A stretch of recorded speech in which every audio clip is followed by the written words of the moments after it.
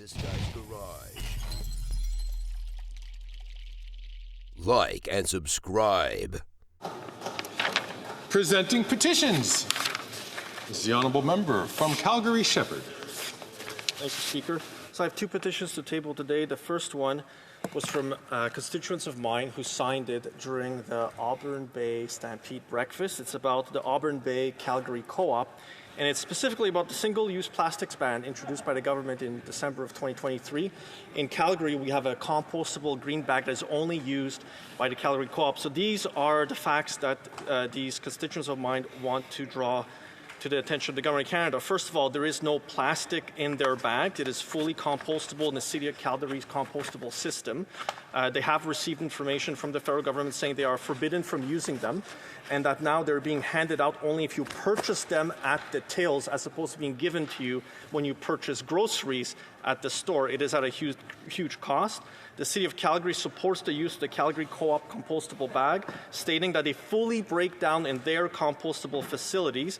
Further, that the federal ban as it stands now allows for Calgary Co-op again to sell its compostable bags on store shelves, but prevents them from selling these same bags a few feet away at the checkout, which makes, again, little sense and does, as they say, very little to limit their actual use. And they're asking for the following from the Government of Canada: to recognize that compostable bags do not constitute single-use plastic and are therefore worthy of an exemption to the upcoming ban.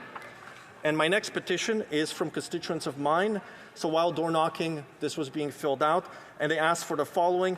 They would like the House of Commons to call for a vote of non-confidence and for a federal election 45 days after that successful vote. Thank you, Mr. Speaker.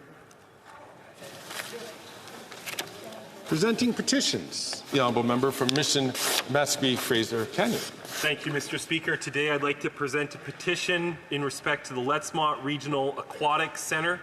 Lettsmont means one heart, one mind in the Halkomelem language. Local First Nations, the District of Kent, the Village of Harrison Hot Spring are looking for more support from the federal government.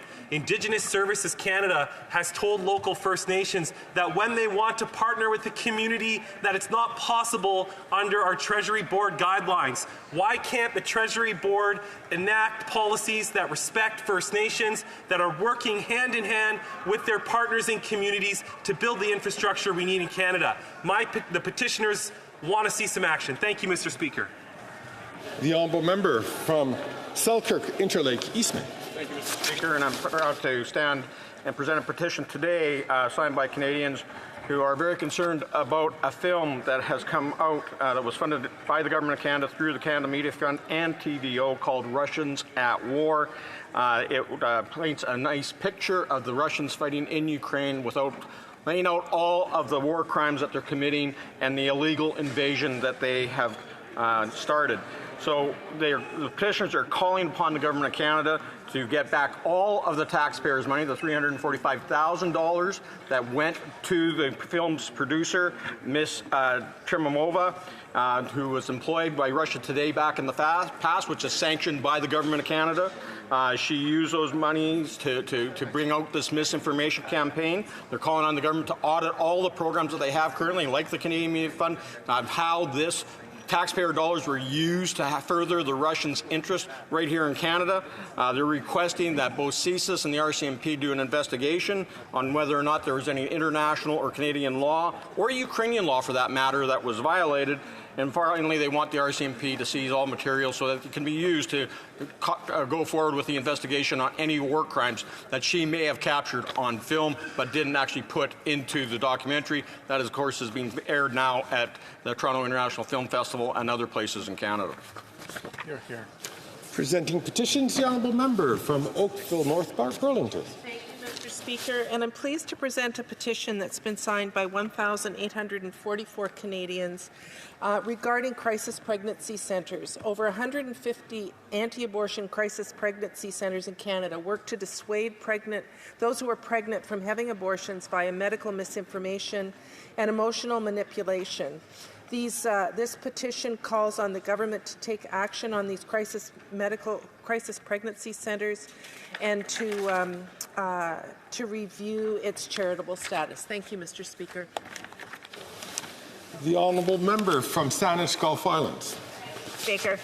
I'll try to summarize this as a highly specific issue that has attracted the signatures of over 1,236 Canadians who are very concerned about an issue relating to the culture of South India and Sri Lanka and the Tamil diaspora here in Canada, who are finding that due to the monopolistic behavior of movie chains, South Indian movies are not available and also have been subjected, some movie theaters, to recurring acts of vandalism.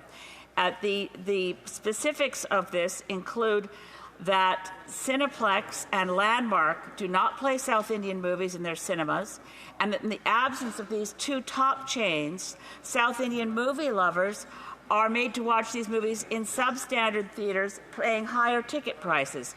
So the petitioners, to summarize, ask that the Government of Canada direct law enforcement to get to the bottom of the vandalism that's occurring that seems to only affect Cineplex and Landmark, direct the Competition Bureau to investigate this cartel-like behavior, and direct Cineplex and Landmark to start playing South Indian movies and provide recourse with respect to law enforcement so that we fully embrace the whole tapestry of the wealth that's brought to Canada through multicultural and South Indian and Tamil diaspora here in Canada.